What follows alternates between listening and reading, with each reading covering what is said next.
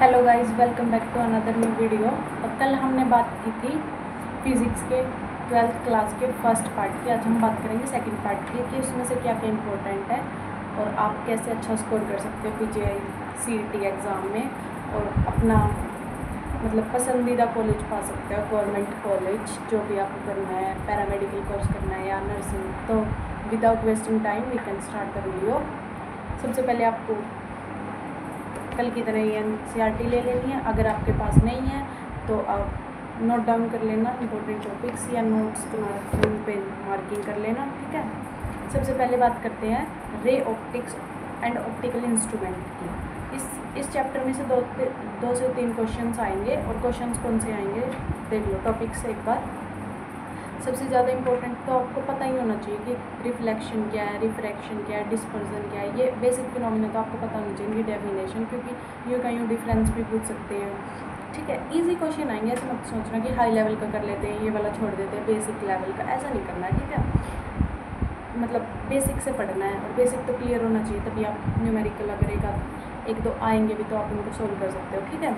उसके बाद ये मैंने बता दिया कि आपको बेसिक पता होना चाहिए। उसके बाद देन स्नेल्स लॉ आपको पता होना चाहिए। स्नेल्स लॉ जो भी है पूरा, उसका थ्योरेटिकल भी आ सकता है, उसका एप्लीकेशन पार्ट भी, कुछ भी आ सकता है, ठीक है। उसके बाद प्रिज्म एंड डिस्पर्जन पता होना चाहिए। प्रिज्म जो प्रिज्म के थ्रू लाइट आती है वो कैसे डिस्पर्ज होती है, ऐसा एक्सपेरिमेंट ये तो 10th में भी होते थे ना ये। उसके बाद इंटरनल रिफ्लेक्शन आपको पता होनी चाहिए। और जो भी हमारे नेचुरल फिनोमिना होते हैं ना, सनलाइट से रिलेटेड हो गया, रेनबो बनना हो गया, ये वाले फिनोमिना आपको पता होने चाहिए, ठीक है। Natural phenomena due to sunlight like creation of rainbow, ये थे इसमें इंपॉर्टेंट टॉपिक्स। रे ऑप्टिक्स में ये इंपॉर्टेंट टॉपिक्स थे, तो आप इनको कर लेना, ठीक है। मैंने बता दिए ये वाले टॉपिक्स। उसके बाद चैप्टर नंबर 10 पे आते हैं हम, वेव ऑप्टिक्स। वेव ऑप्टिक्स में क्या क्या करना है आपको। सबसे पहले आपको ना वेव ऑप्टिक्स में जो हायंस प्रिंसिपल है, कोई इसको हाइजन्स को बोलेगा, कोई इसको हायंस बोलेगा, कुछ अलग अलग सबकी प्रोनाउंसिएशन अलग होती है। हायंस प्रिंसिपल है, इसका आपको पता होना चाहिए हायंस प्रिंसिपल क्या है, कैसे इसका क्या जो। और हाँ, इस वाले चैप्टर से 1 से 3 क्वेश्चन आ सकते हैं, एक भी आ सकता है और अच्छी किस्म हो गई तो 3 भी आ सकते हैं, ठीक है। और सबसे इम्पोर्टेंट है इसमें young double slit experiment. Young double slit experiment आपको पता ही होना चाहिए, ठीक है। उसके बाद बेसिक पता, मैं सारे चैप्टर में कह रही हूँ, हर एक चैप्टर का बेसिक तो पता ही होना चाहिए। बेसिक क्या है, किस चीज़ पे, इसमें भी रिफ्लेक्शन डिफ्रैक्शन है, प्लेन वेव्स का, ठीक है। Diffraction, reflection, refraction, diffraction. उसके बाद बेसिक वेव प्रिंसिपल है इसमें एक, principle of superposition of wave. Basic wave principle, जितने भी प्रिंसिपल है ना, प्रिंसिपल होते हैं वेव, लाइट का वेव नेचर होता है, लाइट का पार्टिकल नेचर होता है, ये प्रिंसिपल आपको पता होनी चाहिए क्योंकि थ्योरी इन्हीं प्रिंसिपल से ही बनती है, ठीक है। मेलूज लॉ, कोई इसको मेलूज लॉ बोलेगा, तो इसको मोलूज लॉ बोलेगा, अलग अलग बोलते हैं, सब मैंने बता ही दिया आपको, ठीक है। MALUS, मोलूज जो भी बोल लोगे आप। ब्रूस्टर्स लॉ पता होना चाहिए, ठीक है। और जो ये इसमें जितनी भी है ना, fringe width, path difference, phase difference, fringe width हो गया, पाथ डिफरेंस हो गया, फेज डिफरेंस हो गया, ये सारे आपको पता होना चाहिए। इनका फॉर्मूला होता है ना निकालने का, वो आपको रट लेना है क्योंकि उस पर डायरेक्ट न्यूमेरिकल आता है। उसके बाद थिन फिल्म इंटरफेरेंस कर लेना है। Single slit diffraction and double slit diffraction. Polarization of polarized light और अनपोलराइज्ड लाइट कर लेनी है आपको समझ आ रहा होगा ना।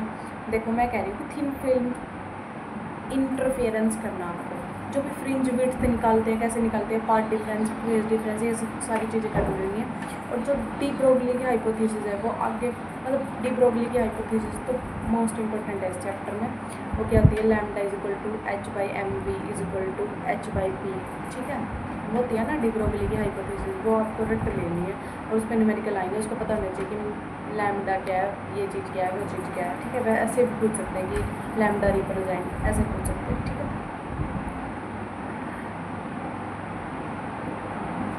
तो गाइस अब बात करते हैं नेक्स्ट चैप्टर की, dual nature of radiation and matter.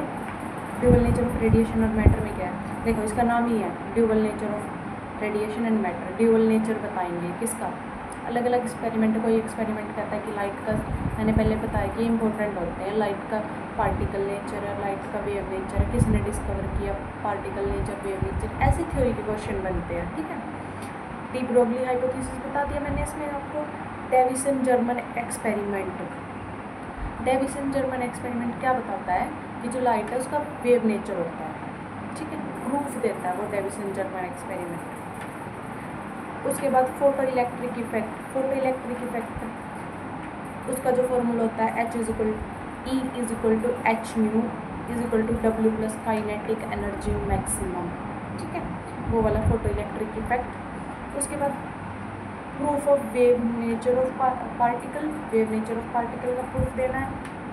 हेज़नबर्ग्स uncertainty principle, ये तो केमिस्ट्री में भी है ना, हेज़नबर्ग अनसर्टेनिटी प्रिंसिपल, तो ये आपको कर लेना है। Heisenberg uncertainty principle = delta x × delta p = h/4π, वो वाला हेज़नबर्ग अनसर्टेनिटी प्रिंसिपल। तो 3 चैप्टर्स की बात कर ली हमने, ये इंपॉर्टेंट चैप्टर्स हैं और इनसे क्वेश्चन आएगा ही आएगा, ठीक है। अगर आप मान के चलो कि तीनों से एक का आएगा तो 3 नंबर तो आपके यही हो गए, ठीक है। उसके बाद एटम तो आपको आना ही चाहिए क्योंकि केमिस्ट्री में भी पढ़ रहे हो आप और फिजिक्स में भी है। एटम में ये नहीं है कि हाई लेवल का आएगा, क्या पूछ लेंगे एटम के, ये सिंपल आएंगे जैसे अपना 10th में पढ़े होंगे, Bohr's model, Thomson model, plum pudding model Thomson का, ठीक है, वो वाले आएंगे। और बोर्ड्स की लिमिटेशंस तो 101% आएंगी ही आएंगी, चाहे वो आप केमिस्ट्री में लगा लो एक क्वेश्चन या फिर फिजिक्स में, तो वो तो पढ़नी है आपको, 1 नंबर तो आपको डेफिनेटली आएगा ही आएगा, ठीक है, बोर्ड्स के लिमिटेशन से। उसके बाद इसमें क्या करना है, एटम वाले चैप्टर में, एटम वाले चैप्टर और न्यूक्लियाई, एटम और न्यूक्लियाई 12th और 13th चैप्टर है ना, उनको दोनों को मिला के 2 से 3 क्वेश्चन आ सकते हैं, ठीक है। तो सबसे पहले तो आपको पता होना चाहिए कि जो ये है ना, डिस्कवरी किसने की, इलेक्ट्रॉन की, प्रोटॉन की, न्यूट्रॉन की, इनसे ही क्वेश्चन आएंगे कि दे देंगे आपको कि who discovered the electron, who discovered the proton, who discovered the neutron, ऐसे करके दे देंगे। और आपको पता होना चाहिए डिफरेंस आइसोटॉप में, आइसोबार में, आइसोटोन्स में, ठीक है, पता होगा ना इतना तो। आइसोटॉप्स क्या होते हैं, आइसोटॉप्स होते हैं जिनका जो एटॉमिक नंबर सेम होता है, मास नंबर डिफरेंट होता है, ठीक है, उसके एग्जाम्पल पता होना चाहिए, जैसे कार्बन। आज मेरी स्क्रीन बार बार ऑफ हो रही है, कैसे हो रही है। उसके बाद पता होना चाहिए कि मैंने आपको बता दिया कि जितने भी ये मॉडल है, थॉमसन मॉडल हो गया, रदरफोर्ड का मॉडल हो गया, बोर्ड के मॉडल्स हो गए। और रदरफोर्ड के मॉडल में क्या करना है, अल्फा पार्टिकल स्कैटरिंग एक्सपेरिमेंट करना और उसकी लिमिटेशंस करनी है, ठीक है। डेल्टन मॉडल भी करना है। उसके बाद आपको एटॉमिक मास पता होना चाहिए, नंबर्स का मतलब दे देंगे इसका एटॉमिक मास क्या होगा ये, ठीक है। एटॉमिक मास से number of proton, electron, neutron ये निकालने आने चाहिए, ठीक है, वो वाले भी आ सकते हैं सीधा ही क्वेश्चन से। क्वांटम मैकेनिकल मॉडल, ये था एटम के बाद, एटम वाले चैप्टर से क्या आएंगे, यही आएगा। उसके बाद चैप्टर 13 की बात करते हैं। चैप्टर 13 में क्या है, न्यूक्लियाई। न्यूक्लियाई में क्या है, न्यूक्लियाई आपको सबसे पहले इसमें न्यूट्रॉन इम्पोर्टेंट है, ठीक है। और रदरफोर्ड का मॉडल इसमें भी इम्पोर्टेंट है क्योंकि वो आपको न्यूक्लियाई के बारे में बताता है, ठीक है। अब फ़ोन आ रहा है किसी का। एटॉमिक नंबर आपको पता नहीं कि एटॉमिक नंबर को किससे डिनोट करते हैं, लाइक एटॉमिक नंबर को Z से डिनोट करते हैं, मास नंबर को किससे करते हैं, ऐसे पता होना चाहिए, ठीक है। और जो ये इसका एक फॉर्मूला है ना, R = R0 A1/3, R0 की वैल्यू होती है 1.2 FM, ठीक है। इनकी जो यूनिट है ना, इनको भी याद कर लेना कि क्या है इनकी यूनिट, कैसी है, ठीक है।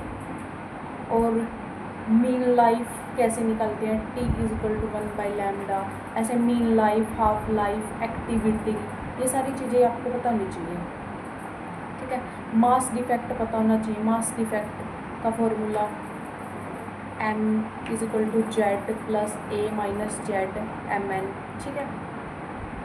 ये पता होने चाहिए। जितने फॉर्मूलेज है ना, मैं कल भी कह रही थी, आज भी कह रही हूँ कि इनको रट लेना है, ठीक है। टाइप्स ऑफ डीके, डीके कितने टाइप का डीके होता है, alpha decay, beta decay, gamma decay, ठीक है। ये वाले डीके पता करने हैं। लॉ ऑफ रेडियोएक्टिविटी डीके,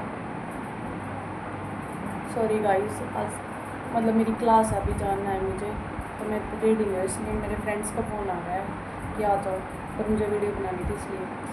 चलो वीडियो को कंप्लीट करते हैं जल्दी से। Law of radioactive decay, law of radioactive decay क्या है, n equal to N naught e lambda T.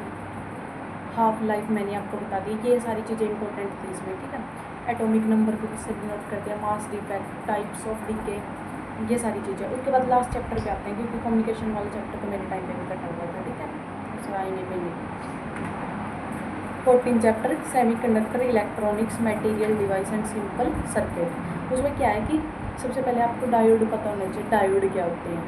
उसके बाद आपको सेमीकंडक्टर पता होना चाहिए, सेमीकंडक्टर क्या होते हैं। डायोड, सेमीकंडक्टर, जो ये मेटल है, मेटल, कंडक्टर, सेमीकंडक्टर, इनमें क्या डिफरेंस होता है, ये थ्योरी से पक्का इसमें क्वेश्चन आएगा।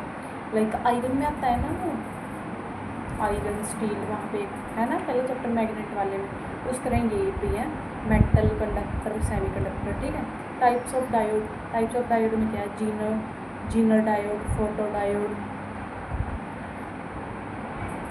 ये सारी चीज़ें हैं डायोड में।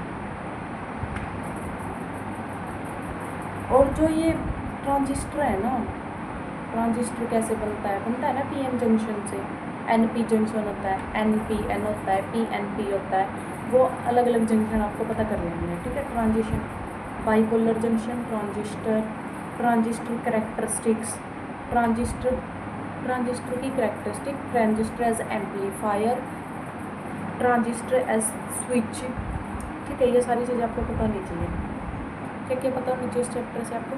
इंपॉर्टेंट चैप्टर है, इससे 2 से 3 क्वेश्चन पक्का आएंगे, 100% आएंगे, मेरे टाइम में भी आएंगे। और जो वो उसका न्यूमेरिकल पता क्या आएगा इसमें, जो गेट्स होते हैं ना, गेट्स, ये एंड गेट्स को मिला दिया, नैंड गेट को मिला दिया, यूनिवर्सल गेट को मिला दिया, तो उनको मिला के जो आउटकम आएगा उसका आउटकम पूछेंगे आपसे, ठीक है। और देखो बस ख़त्म होने वाला है गाइस, 12 मिनट की वीडियो बन गई, मुझे कॉलेज जाना है, ठीक है।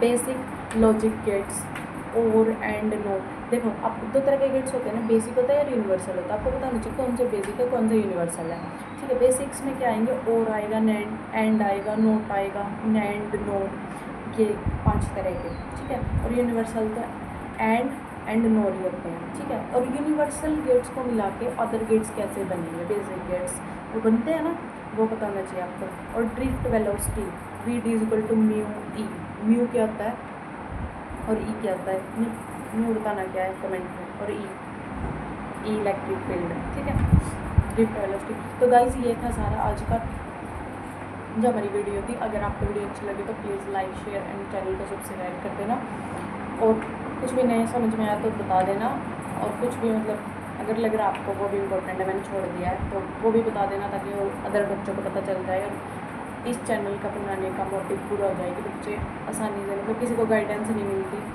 तो ले सके, ठीक है गाइस।